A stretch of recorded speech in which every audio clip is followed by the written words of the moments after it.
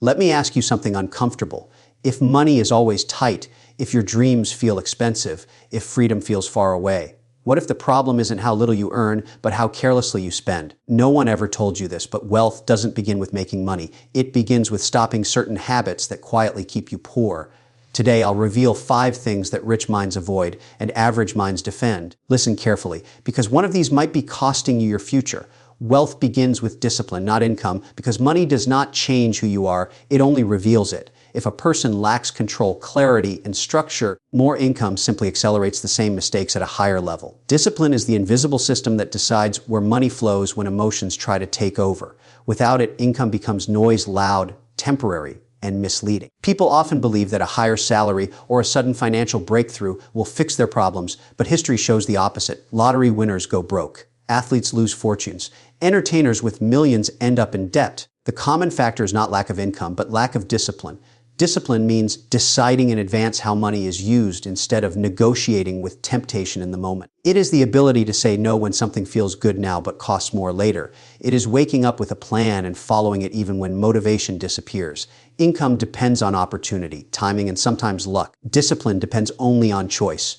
This is why 2 people can earn the same amount and end up in completely different financial realities. One builds stability and leverage. The other lives paycheck to paycheck, regardless of how much they make. When discipline is absent, spending becomes emotional. Purchases are used to soothe stress, impress others, or escape boredom. Money turns into a coping mechanism instead of a tool. Discipline interrupts this pattern. It forces awareness. It asks uncomfortable questions before every decision. Is this necessary? Does this move me forward? What am I trading away by saying yes? These questions feel restrictive at first, but they are the foundation of freedom. The person who controls their impulses controls their future.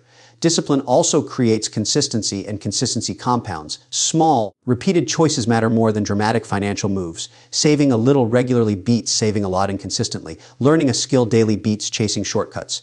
Investing patiently beats reacting emotionally. Income can spike and crash. Discipline builds quietly and endures. This is why true wealth looks boring from the outside. There are no dramatic gestures, only systems working in the background. Another truth is that discipline builds self-respect, and self-respect changes behavior. When you keep promises to yourself, your identity shifts. You stop seeing yourself as someone who hopes for financial stability and start seeing yourself as someone who creates it. This identity influences every decision, from how you spend to how you negotiate, learn, and take risks. Income follows identity, not the other way around. People chase income because it feels powerful and immediate. Discipline feels slow and restrictive, which is why most avoid it. But discipline is what makes income sustainable. Without it, money controls you. With it, money serves you. The gap between struggling and building wealth is rarely intelligence or opportunity. It is the daily willingness to choose long-term gain over short-term comfort, structure over impulse, and intention over emotion. Status and comfort silently drain your future because they disguise themselves as success while slowly eroding progress. Status spending is rarely about utility. It is about validation. It is the desire to be seen, admired, or accepted, often by people whose opinions carry no long-term value. Comfort operates the same way. It promises ease, relief, and pleasure now while quietly postponing growth. Together, they create a lifestyle that feels rich on the surface but weak underneath. Status purchases are especially dangerous because they appeal to ego, not logic. A more expensive car, branded clothing, luxury gadgets, or an inflated lifestyle do not increase capability, skills, or leverage. They increase expectations and obligations. The moment status becomes part of identity, income must constantly chase image. This creates pressure to maintain appearances instead of building substance. Money that could have been invested into learning, assets, or opportunity is redirected towards signaling success rather than creating it. Comfort drains ambition by dulling urgency. When life feels easy, the mind stops pushing. Late mornings, constant entertainment, and effortless consumption feel harmless, but they slowly weaken discipline. Comfort convinces you that there is no rush, that tomorrow will look the same, that growth can wait. Over time, this mindset replaces hunger with complacency.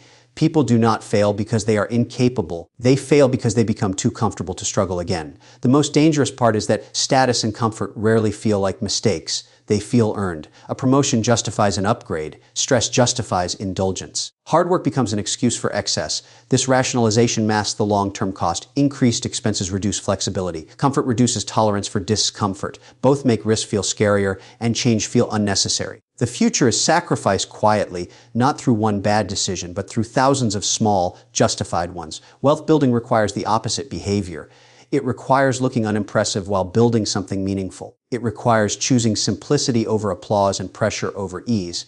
Those who accumulate real wealth often live below what they can afford, not because they must, but because they understand trade-offs. They see money as stored energy, not a reward to be consumed immediately. Comfort is delayed, not eliminated, and status is ignored because it does not compound. There is also a psychological cost. When status defines worth, self-esteem becomes external and fragile. When comfort defines happiness, resilience disappears. Any disruption feels catastrophic. This creates dependence on income stability instead of capability. People become trapped in jobs they dislike, routines they have outgrown, and lives that feel safe but unfulfilled. Status and comfort promise security, but create dependency. The future is shaped by what you are willing to delay today. Every luxury chosen too early steals from momentum.